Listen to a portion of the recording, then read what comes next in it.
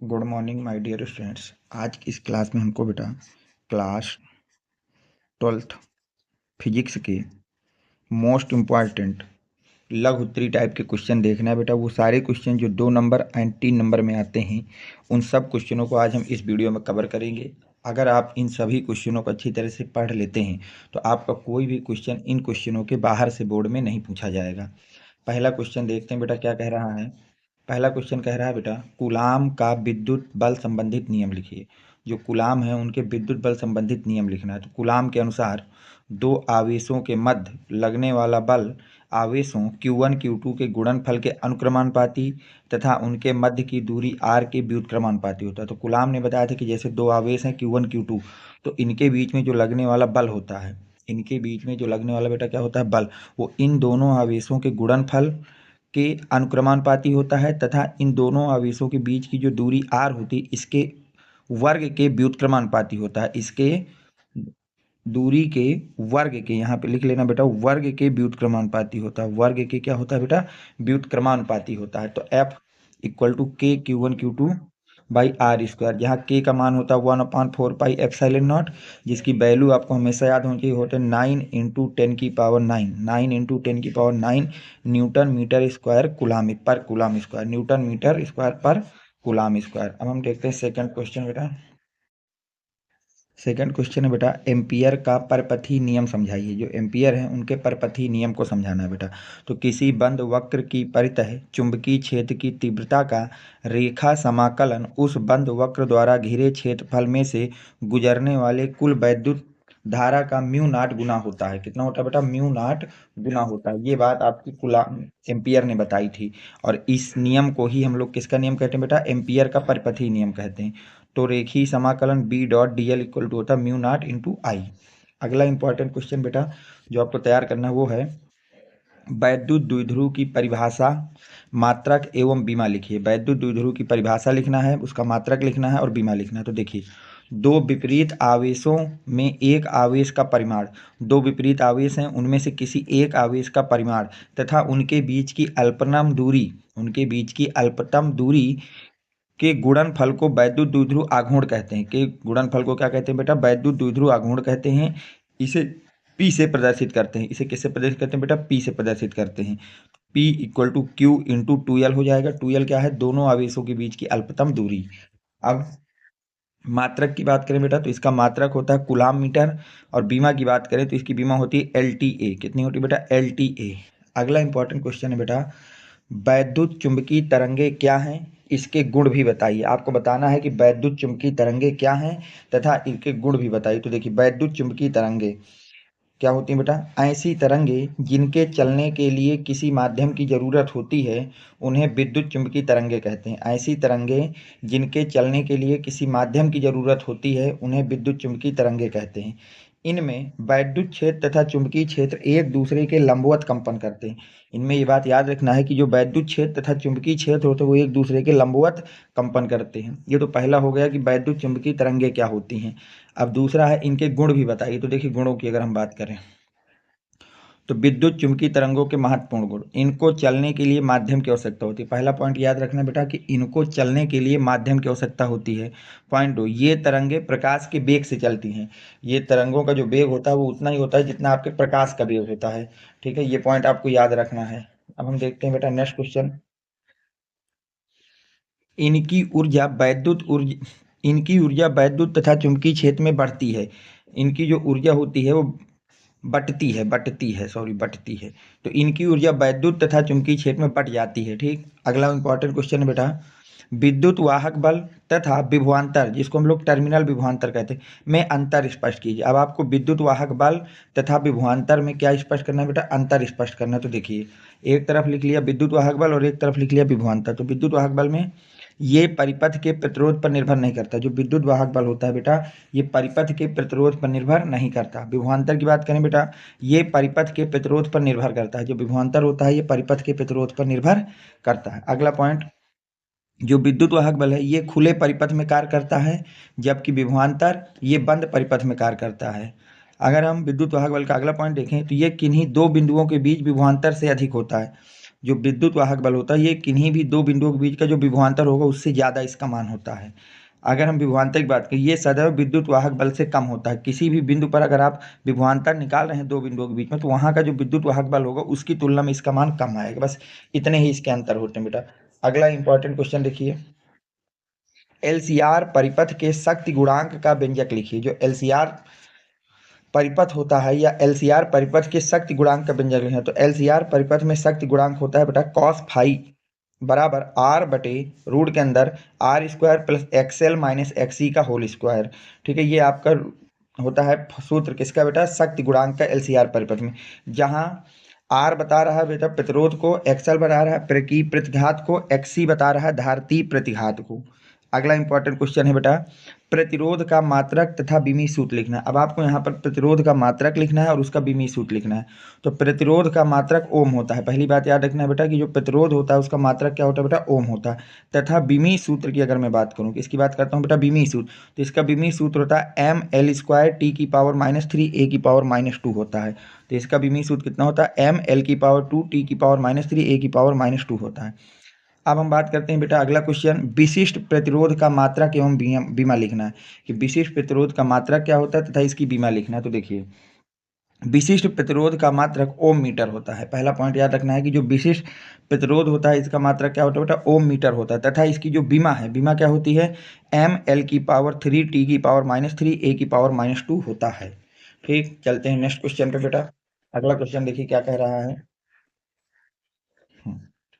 अगला क्वेश्चन बेटा कह रहा है, चुंबकीय फ्लक्स घनत्व का अंतरराष्ट्रीय पद्धति में मात्रक लिखिए। चुंबकीय फ्लक्स घनत्व का आपको अंतरराष्ट्रीय पद्धति में मात्रक लिखना है। तो देखिए, चुंबकीय फ्लक्स घनत्व का मात्रक वेबर पर मीटर स्क्वायर अथवा गॉस अथवा न्यूटन पर एम्पियर पर मीटर होता है। तीनों मात्रक होते हैं बेटा अंतरराष्ट्रीय पद्धति में, तो याद रखना चुंबकीय फ्लक्स घनत्व का मात्रक या तो वेबर पर मीटर स्क्वायर या फिर गॉस कह दीजिए, और या फिर न्यूटन पर एम्पियर पर मीटर होता है। ठीक है, अगला क्वेश्चन बेटा, निर्वात की चुंबकशीलता जिसे म्यू नॉट से प्रदर्शित करते हैं का अंतरराष्ट्रीय पद्धति में मात्रक लिखना है कि जो निर्वात की चुंबकशीलता होती है इसका अंतरराष्ट्रीय पद्धति में मात्रक क्या होता है। तो देखिए, इसका मात्रक होता है बेटा न्यूटन पर कूलाम पर सेकेंड स्क्वायर, न्यूटन पर कूलाम पर सेकेंड स्क्वायर अथवा न्यूटन पर एम्पियर स्क्वायर अथवा न्यूटन पर एम्पियर स्क्वायर। तो ये इसका मात्रक हो गया बेटा। अब हम चलते हैं अगले क्वेश्चन पे। अगला क्वेश्चन आपसे क्या कह रहा है, अगला इंपॉर्टेंट क्वेश्चन है बेटा, विद्युत द्विध्रुव आघूर्ण से आप क्या समझते हैं। विद्युत द्विध्रुव आघूर्ण से आप क्या समझते हैं। तो देखिए, विद्युत द्विध्रुव आघूर्ण किसी द्विध्रुव के आवेश Q तथा उन दोनों आवेशों के मध्य की जो दूरी 2d होती है, इसके गुणनफल को ही हम लोग क्या बोलते हैं बेटा, वैद्युत द्विध्रुव कहते हैं। इसे किससे प्रदर्शित करते हैं, तो इसको बेटा P से प्रदर्शित करते हैं। इसको किससे प्रदर्शित करते हैं, P से। तो P इक्वल टू हो जाएगा Q into 2d, Q into 2d। Next question बेटा, लारेंज बल किसे कहते हैं। अगला क्वेश्चन है बेटा कि लारेंज बल किसे कहते हैं। तो देखिए, लारेंज बल चुंबकीय क्षेत्र में गतिमान आवेश पर लगने वाला चुंबकीय बल ही लारेंज बल कहलाता है। तो लारेंज बल किसको कहते हैं बेटा, चुंबकीय क्षेत्र में जब कोई आवेश हमारा गतिशील होता है या आवेश गतिमान होता है तो उस आवेश पर जो चुंबकीय बल लगता है उसी चुंबकीय बल का नाम होता है बेटा लारेंज बल। तो लारेंज बल का सूत्र होता है Q V B sine theta, Q V B sine theta. ठीक बेटा, अगला क्वेश्चन देखते हैं इंपॉर्टेंट कौन सा है। वो है बेटा आपके पास,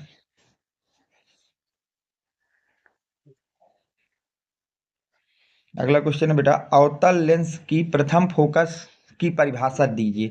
जो अवतल लेंस होता है इसके प्रथम फोकस की आपको परिभाषा देना है। इसके प्रथम फोकस की आपको क्या देना है बेटा, परिभाषा देना है। तो देखिए ध्यान से बेटा, अवतल लेंस की प्रथम फोकस, तो देखिए लेंस के मुख्य अक्ष पर स्थित वह निश्चित बिंदु जिस पर मिलने वाली प्रकाश की किरणें लेंस से अपवर्तन के बाद मुख्य अक्ष के समांतर हो जाती हैं, मुख्य अक्ष के समांतर हो जाती हैं, अवतल लेंस का प्रथम फोकस कहलाता है और इसे F1 से प्रदर्शित करते हैं। इसे बेटा किससे प्रदर्शित करते हैं, F1 से प्रदर्शित करते हैं। तो लेंस के मुख्य अक्ष पर स्थित एक ऐसा बिंदु जिस पर मिलने वाली प्रकाश की किरणें या जिससे गुजरने वाली प्रकाश की किरणें अपवर्तन के पश्चात मुख्य अक्ष के समांतर हो जाती हैं, उसी बिंदु का नाम होता है लेंस का प्रथम फोकस। और इसे किससे दिखाते हो बेटा, F1 से। चित्र हो गया बेटा, ये अवतल लेंस हो गया, ये आ रही किरणें यहाँ पर आई, इस बिंदु से टकराती हुई प्रतीत हो रही और इसी में समांतर हो गई मुख्य अक्ष के। अब हम चलते हैं नेक्स्ट क्वेश्चन पे बेटा।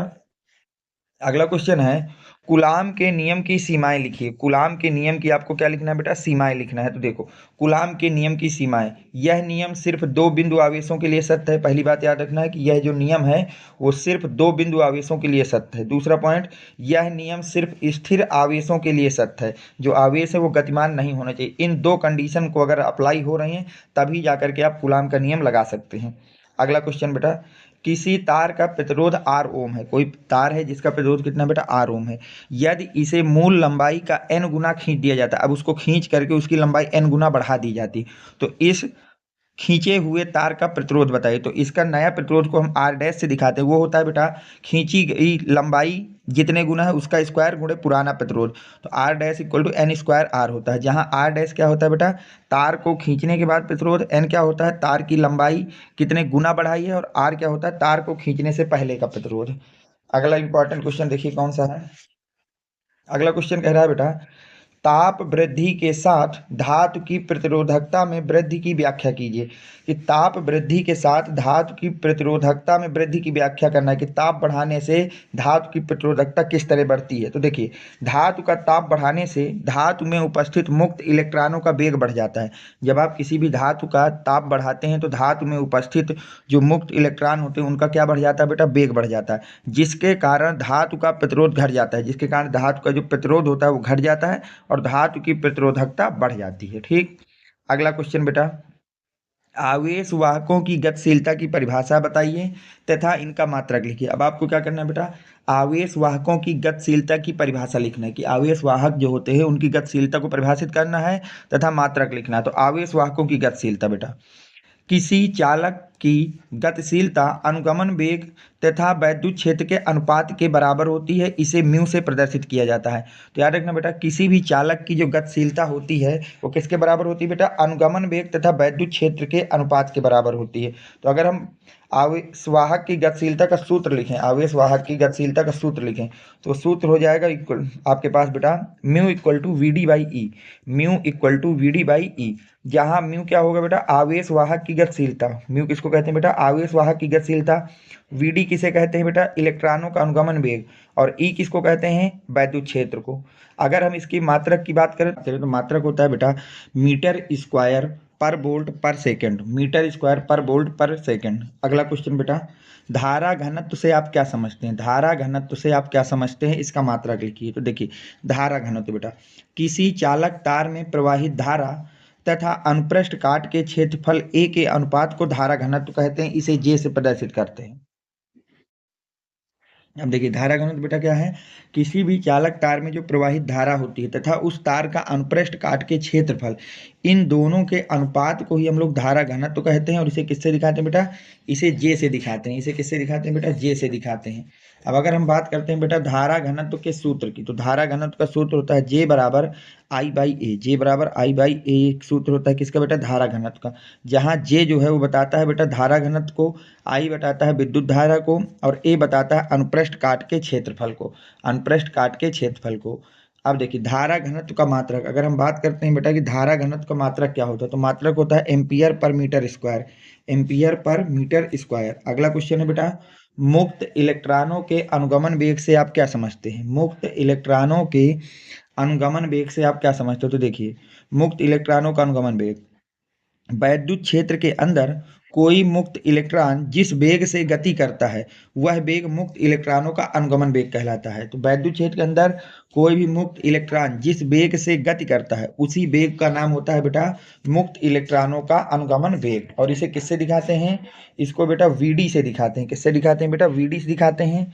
अगर सूत्र की बात करें तो सूत्र होता है बेटा, अनुगमन वेग का सूत्र होता है V D equal to N E A by I. N E A by I, जहाँ वीडी जो है इलेक्ट्रॉन का अनुगमन वेग है, एन क्या है बेटा? मुक्त इलेक्ट्रॉनों की संख्या है, ए क्या है? चालक का अनुप्रस्थ काट क्षेत्रफल है, आई क्या है? विद्युत धारा है। अगला क्वेश्चन देखिए, किसी चालक के सिरों के बीच का विभवांतर तथा मुक्त इलेक्ट्रॉनों के अनुगमन वेग के बीच में संबंध लिखना है। किसी चालक के सिरों के बीच का जो विभवांतर होता है तथा उसके मुक्त इलेक्ट्रॉनों का जो अनुगमन वेग होता है उसमें संबंध लिखिए। तो हेडिंग डालेंगे बेटा, चालक के सिरों के बीच विभवांतर तथा मुक्त इलेक्ट्रॉनों के अनुगमन वेग के बीच संबंध। के बीच क्या चीज बेटा, संबंध। तो वी डी इक्वल टू हो जाएगा E V tau by M L. V D equal to कितना हो जाएगा, E V tau by M L, जहाँ वी डी क्या होता है, मुक्त इलेक्ट्रॉनों का अनुगमन वेग, ई क्या होता है, इलेक्ट्रॉन का आवेश, वी क्या होता है, चालक के सिरों के बीच विभवांतर, टाउ क्या होता है बेटा, इलेक्ट्रॉनों का श्रांति काल, एम क्या होता है, एक इलेक्ट्रॉन का द्रव्यमान, और एल क्या होता है बेटा, चालक की लंबाई। ठीक, ये सारे टर्मिनोलॉजी याद रखना और सूत्र जरूर याद रखना, V D equal to E V tau by M L. अगला क्वेश्चन है बेटा, एम्पियर का परपथी नियम लिखिए। एम्पियर का कौन सा नियम लिखना है बेटा, परपथी नियम लिखना है।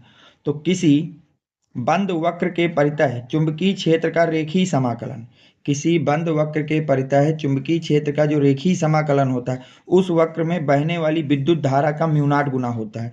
किसी बंद वक्र के परितः जो चुंबकीय क्षेत्र का रेखीय समाकलन होता है, वो उस चालक में जो बहने वाली वैद्युत धारा आई होती है, उसका कितना गुना होता है बेटा, म्यू नॉट गुना होता है। तो ये हो गया किसी चुंबकीय क्षेत्र का रेखीय समाकलन म्यू नॉट इंटू आई। अगला हम चलते हैं बेटा नेक्स्ट क्वेश्चन, जो आपको तैयार करना है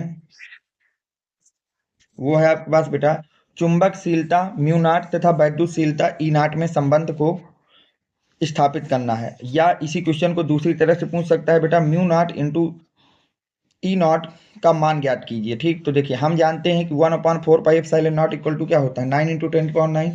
1/ε0 की वैल्यू यहाँ से निकालोगे तो आ जाएगा 4π × 9 × 10⁹।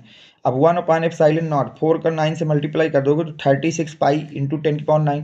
अब इसको पलट देते हैं तो ε0 की वैल्यू आ जाएगी 1/36π × 10⁹। सेकंड बेटा चुंबकशीलता की बात करें तो चुंबकशीलता म्यू नॉट इक्वल टू होता है 4π × 10⁻⁷। अब हमसे क्या पूछा है, म्यू नॉट इंटू ε0 का मान, तो दोनों का मल्टीप्लाई कर दीजिए। तो ई नॉट का मान कितना था बेटा, 1/36 × 10⁹। अब म्यू नॉट का मान है 4π × 10⁻⁷। तो अब ये 10⁹ को ऊपर ले जाएंगे तो माइनस का हो जाएगा, पाई से पाई कट जाएगा, 4/36 × 10⁻⁷, 10⁻⁹। अब 7 में 9 को ऐड करोगे तो 10⁻16 हो जाएगा। 4 को 36 से डिवाइड कर दोगे तो 9 आ जाएगा।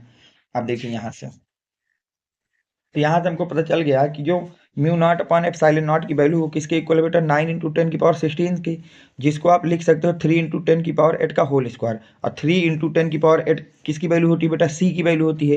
ये होती है स्पीड ऑफ लाइट, ये चाल ऑफ लाइट, प्रकाश की चाल होती है, तो सी का स्क्वायर। तो म्यू नॉट इंटू ε0 किसके बराबर हो जाएगा बेटा, 1/ε0 के बराबर हो जाएगा। म्यू नॉट इंटू ε0 किसके बराबर हो जाएगा बेटा, 1/ε0, 1/c² के बराबर हो जाएगा। अब देखिए अगला क्वेश्चन बेटा क्या कह रहा है, देखिए ध्यान से। अगला क्वेश्चन कह रहा है विद्युत वाहक बल से आप क्या समझते हैं। अगला क्वेश्चन आपसे कह रहा है कि विद्युत वाहक बल से आप क्या समझते हो। देखिए विद्युत वाहक बल किसी सेल के पूरे परिपथ में किसी आवेश Q को, किसी सेल के पूरे परिपथ में किसी आवेश Q को प्रवाहित करने में जो किया गया कार्य होता है तथा उस आवेश के अनुपात को विद्युत वाहक बल कहते हैं। इसे कैपिटल ई से प्रदर्शित करते हैं। तो विद्युत वाहक बल क्या होता है, किसी सेल के पूरे परिपथ में किसी आवेश को प्रवाहित करने में जो हमको कार्य करना पड़ता है तथा उस आवेश, इन दोनों के अनुपात का नाम होता है बेटा विद्युत वाहक बल। और इसे किससे दिखाते हैं बेटा, इसे ई से दिखाते हैं। किससे दिखाते हैं, ई से।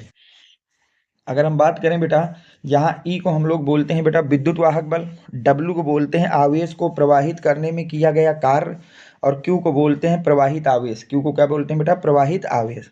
अगर हम बात करें विद्युत वाहक बल का मात्रक, तो इसका मात्रक होता है बेटा जूल पर कूलाम अथवा वोल्ट, जूल पर कूलाम अथवा वोल्ट। अगर हम लोग बात करें विद्युत वाहक बल की बीमा, तो बीमा होगी बेटा डब्ल्यू की बीमा बटे क्यू की बीमा। डब्ल्यू की बीमा क्या होती है, ml² 2t⁻⁻2, और क्यू की बीमा होती है at।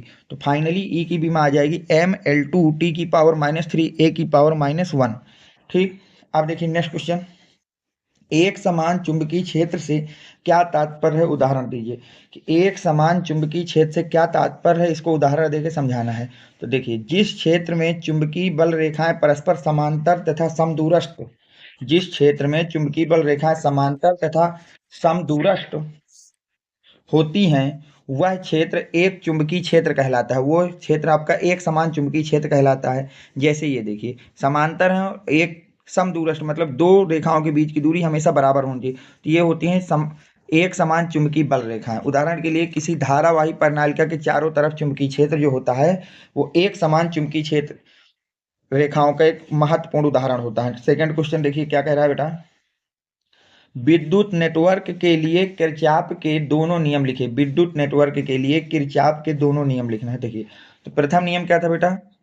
तो देखिए प्रथम नियम अगर हम बात करते हैं तो परिपथ के किसी संधि पर मिलने वाली सभी धाराओं का बीजगणितीय योग शून्य होता है। किरचॉफ का प्रथम नियम ये कहता है कि किसी भी परिपथ में किसी संधि पर जो मिलने वाली सभी धाराएं होती है उनका बीजगणितीय योग होता है शून्य, यानी कि summation of I equal to zero. द्वितीय नियम की बात करें तो द्वितीय नियम में बताया गया था किसी बंद परिपथ में धारा और उसके संगत प्रतिरोध का गुणनफल का योगफल, किसी बंद परिपथ में धारा तथा उसके संगत प्रतिरोध के गुणनफल का योगफल उस बंद परिपथ के विद्युत वाहक बल के योगफल के बराबर होता है। तो summation of I into R बराबर हो जाएगा समेशन ऑफ ई। ये द्वितीय नियम था बेटा। नेक्स्ट क्वेश्चन, चुंबकीय फ्लक्स की परिभाषा लिखिए और इसका बीमी सूत्र लिखिए। चुंबकीय फ्लक्स की आपको परिभाषा लिखना है और इसका क्या लिखना है बेटा? बीमी सूत्र लिखना है। तो देखिए चुंबकीय फ्लक्स किसी काल्पनिक पृष्ठ से होकर गुजरने वाली चुंबकीय बल रेखाओं की संख्या को चुंबकीय फ्लक्स कहते हैं, इसे फाई से प्रदर्शित करते हैं। तो चुंबकीय फ्लक्स क्या है? किसी काल्पनिक पृष्ठ से गुजरने वाली जो चुंबकीय बल रेखाओं की संख्या होती है, जो चुंबकीय बल रेखाओं की क्या होती है बेटा? संख्या होती है। उसी संख्या का नाम होता है बेटा चुंबकीय फ्लक्स, और इसे किससे देगा? तो फाई से। सूत्र होता है phi equal to B A cos theta. Phi equal to कितना होता है बेटा? B A cos theta. Next question बेटा, वैद्युत द्विध्रुव के कारण निरक्षीय स्थिति में किसी बिंदु पर वैद्युत क्षेत्र की तीव्रता का व्यंजक लिखना है।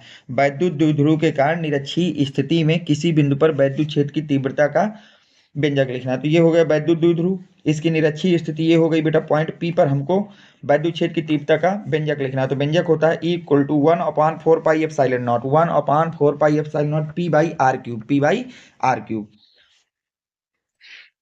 बस आज की क्लास में बेटा बस इतने ही क्वेश्चन हैं। जितने भी इंपॉर्टेंट क्वेश्चन थे मेरे आपके लिए बेटा, मेरे पास लघु उत्तरी टाइप के क्वेश्चनों के लिए मैंने करा दिए हैं। बस इन सारे क्वेश्चनों को आप घोल करके पी जाइए, अच्छी तरह से लर्न कर लीजिए। इससे बाहर कोई भी क्वेश्चन आपसे नहीं पूछा जाएगा। उम्मीद करता हूँ कि ये वीडियो आपको पसंद आया होगा। तो प्लीज़ वीडियो को लाइक कर देना, अपने फ्रेंड सर्कल में ज़्यादा से ज़्यादा लोगों तक शेयर कर देना। Thanks for watching, next video coming soon.